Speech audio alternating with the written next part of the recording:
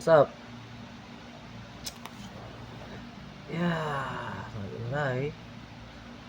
Today I had a realization that maybe my training regimen, the one I made for myself, ain't that good for boxing.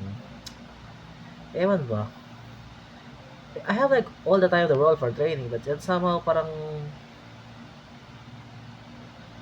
ano, parang am I spending too much time in the gym? Okay. Or am I trying to speed by myself over exhaustion with my muscles? Alam ko mga boksingero, they spend like maybe 8 hours in the gym, I think. Ewan ba? You know, so I'm still a NEET, but now I'm in the gym. So maybe I became a gym cell and some shit.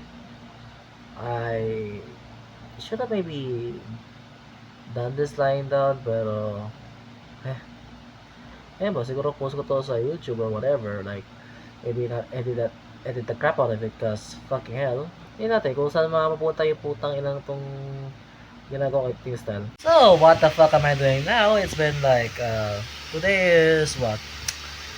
The day after I made this video clip. Yeah. So, currently, now I am now, okay, well, more like, reconsidering now what my training should be. I'm thinking of, well, I got the fucking route. I just need to fucking run the route. Yeah, I got a feeling that, you know, cause my baby brother now is, oh, what? Yeah. Tuloy ko. Okay, ito ko ngayon.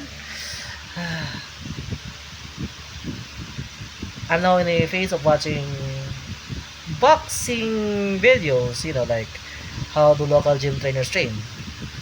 The only thing that I got is, hey, this is how I use the fucking mid pads. As the motherfucker don't do mid pads. Kailangan talaga humarap talaga ng eksperto o isang eksperto humarap sa akin. Ow. Kaya putang inang ilaw, yawa! Okay. Still going on.